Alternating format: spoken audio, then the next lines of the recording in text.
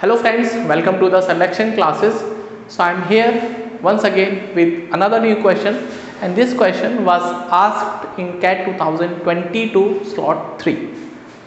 So ये दोस्तों जो क्वेश्चन है CAT 22 में पूछा गया स्लॉट 3 में. सो इस क्वेश्चन को चूज़ करने का जो रीज़न है why am providing this solution, क्योंकि दोस्तों इसमें एक दो बातें सीखने की है और दोस्तों जितनी आपकी लर्निंग स्ट्रांग होगी उतने ही ज़्यादा आपका चांसेस हैं कि आप क्वेश्चन को सही करोगे या फिर कम से कम अटेम्प्ट तो आप सही करोगे. और क्वेश्चन सिलेक्शन दोस्तों बड़ा इंपॉर्टेंट होता है एग्जाम में.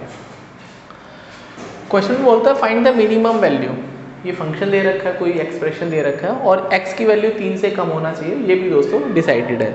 अब दोस्तों मैं आपसे एक दो बातें बताना चाहता हूँ सो दैट फिर हम इस क्वेश्चन को अप्रोच करेंगे. यदि दोस्तों हमारे पास एक नंबर लिखा है that is p + 1/p, p + 1/p, और मैं आपको ये बोल देता हूँ कि p की वैल्यू 0 से बड़ी होनी चाहिए. p की वैल्यू 0 से बड़ी होनी चाहिए बिकॉज p 0 को डिफाइन नहीं हो सकता. अगर p 0 हो गया तो ये फंक्शन ही दोस्तों हमारे पास इनफाइनाइट वैल्यू हो जाएगी. तो ऐसी कोई भी वैल्यू जहाँ पे डिनोमिनेटर 0 बन जाता है तो फंक्शन हमारा अनडिफाइंड हो जाता है. वो दोस्तों मतलब डोमेन के बाहर चला गया. तो यहाँ पे दोस्तों p की वैल्यू पॉजिटिव है तो आपसे पूछा गया है कि इसका मिनिमम वैल्यू क्या रख सकते हो. तो यदि आपको दोस्तों इसको मिनिमम करना है तो p की कम से कम क्या वैल्यू चूज कर सकते हो. ज़्यादा से ज़्यादा तो कुछ भी हो सकती है, मिनिमम कितना हो सकता है.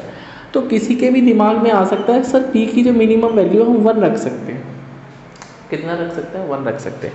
क्यों? क्योंकि 1 0 से बड़ा होना चाहिए तो मिनिमम पहले ही मिल जाएगा. दैट इज आपको मिलेगा दोस्तों कितना? 1. किसी बच्चे के दिमाग में आ गया सर 1 से तो छोटा 0.5 होता है. ये बड़ा अच्छा सवाल दोस्तों तुमने सोचा. तो अगर मैं दोस्तों गलती से इसमें 0.5 या फिर हाफ रख देता हूँ. भाई 0.5 का मतलब क्या होता है? हाफ होता है ना. भाई 0.5 का मतलब यदि हम सोचते हैं तो फ्रैक्शन में हाफ होता है.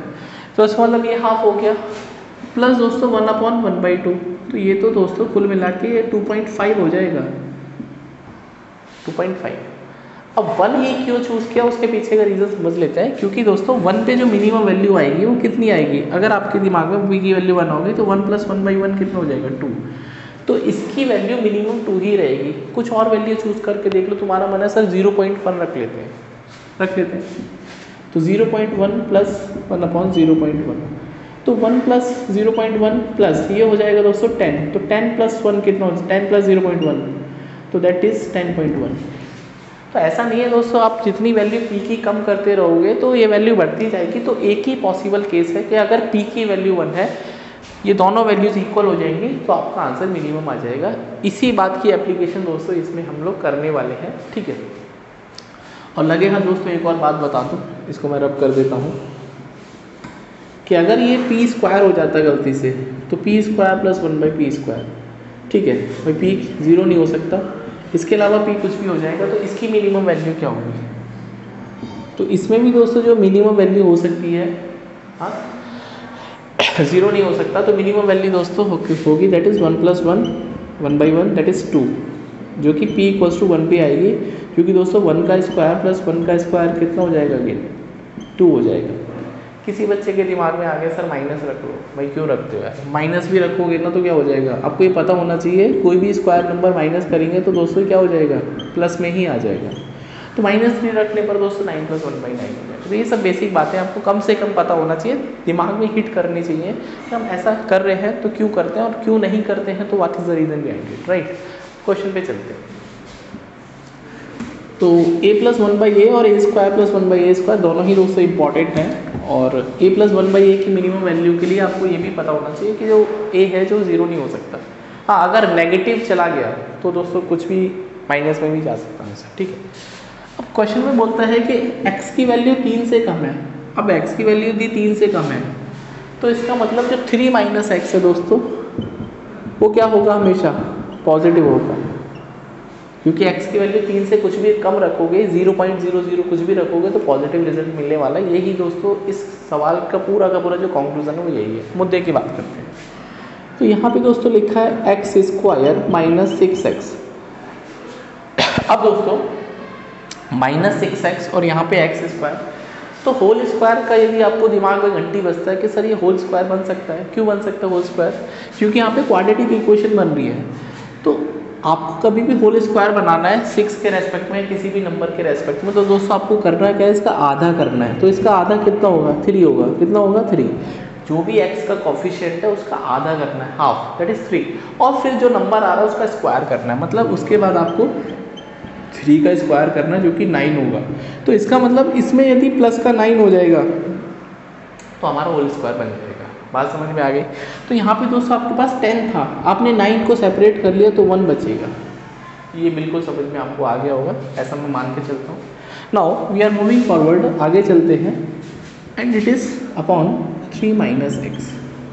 बहुत बढ़िया जी, बहुत बढ़िया, ठीक है। Now x square minus 6x plus 9, so it is a whole square and it can be written as x minus 3 का होल स्क्वायर प्लस 1। अब मैं दोनों डिनोमिनेटर सेपरेट कर देता हूँ। I believe it is clear. अब दोस्तों एक और बात आपको मैं बताना चाहता हूँ, x माइनस 1 का होल स्क्वायर लिखो या दोस्तों 1 माइनस एक्स का होल स्क्वायर लिखो, दोनों से ही रिजल्ट आपको सेम मिलने वाला है। क्योंकि जब आप माइनस कॉमन लेते हो, वही यदि आपका मन है माइनस कॉमन लेने का, तो दोस्तों पावर यहाँ पे 2 है तो माइनस 1 के साथ आपको हमेशा 2 पावर बाहर आएगी। That is important. थोड़ा बड़ा लिख देता हूँ, दैट इज x माइनस 1 का होल स्क्वायर में से आपको माइनस 1 यदि दोस्तों कॉमन लेना है तो पावर आपके पास 2 है तो पावर 2 बाहर आएगी, तो ये 1 माइनस एक्स का होल स्क्वायर हो जाएगा और माइनस 1 का स्क्वायर आपको पॉजिटिव दे देगा। तो इसलिए आपने देखा दोस्तों, जो x माइनस 1 का स्क्वायर होता है या 1 माइनस एक्स का स्क्वायर सेम होता है, ठीक है। इसी बात को दोस्तों मैं लिखने वाला हूँ। तो इस होल स्क्वायर को मैं ऐसे भी तो लिख सकता हूँ 3 माइनस एक्स का होल स्क्वायर, और ये दोस्तों upon 3 minus x plus 1 upon 3 minus x. चमका नहीं चमका, चमक गया होगा। तो एक वैल्यू से दोस्तों एक वैल्यू कट जाएगी। तो फाइनली दोस्तों थोड़ा सा भी हम जगह बना लेते हैं अपने राइट हैंड साइड में, राइट। तो फाइनली दोस्तों ये बचेगा आपके पास 3 minus x plus 1 upon 3 minus x. तो ये वही बात हो गई जहाँ से लेक्चर स्टार्ट हुआ है। इसको थोड़ी देर के लिए दोस्तों मैं k मान लेता हूँ। तो k प्लस 1/k, अब इसकी दोस्तों जो मिनिमम वैल्यू है वो कितनी हो सकती है, दैट इज़ 2 हो सकती है। 2 ही क्यों हो सकती है, क्योंकि दोस्तों आपके पास जो k है वो पॉजिटिव है। अभी बोला ना भाई x माइनस 3, यदि x जो है 3 से कम है तो 3 माइनस एक्स क्या होगा, पॉजिटिव। और आपने दोस्तों 3 माइनस एक्स को क्या मान लिया है, k। इसका मतलब k पॉजिटिव है। और यदि दोस्तों k पॉजिटिव है तो मिनिमम वैल्यू आप जो रख सकते हैं इसमें 1 रख सकते हैं, नेगेटिव में तो जा ही नहीं सकते। तो इसकी दोस्तों मिनिमम वैल्यू 2 होगी। तो होपफुली दोस्तों मैंने 2 बातें आपको सिखाई, x प्लस 1/x, यदि x 0 से बड़ा है तो मिनिमम 2 हो सकता है, और x square plus 1 upon x square, उसकी भी दोस्तों मिनिमम वैल्यू 2 होती है। कंडीशन अप्लाइड कि आपके पास x 0 नहीं होना चाहिए। तो thank you for the lecture जो आपने देखा दोस्तों, और इसी तरह के और भी कंसेप्चुअल वीडियोस के लिए आप सिलेक्शन क्लासेस के साथ में जुड़िए। और कैट जो आपका एग्ज़ाम है उससे पहले दोस्तों जितने भी इंपॉर्टेंट कंसेप्ट है वो मैं यहाँ पे डिलीवर करने की पूरी कोशिश कर रहा हूँ, सो दैट नेक्स्ट ईयर के लिए दोस्तों मैं अपना जो बेस है उसको बिल्कुल बना लूँगा और आपके साथ दोस्तों जो बेहतरीन कंसेप्ट हैं बिल्कुल क्लासेस को शुरू से हम लोग पढ़ाएंगे आपको। सो इसी उम्मीद और उत्साह उमंग के साथ में आपने लेक्चर एंजॉय किया होगा। आप दोस्तों हमारे चैनल के साथ में जुड़िए और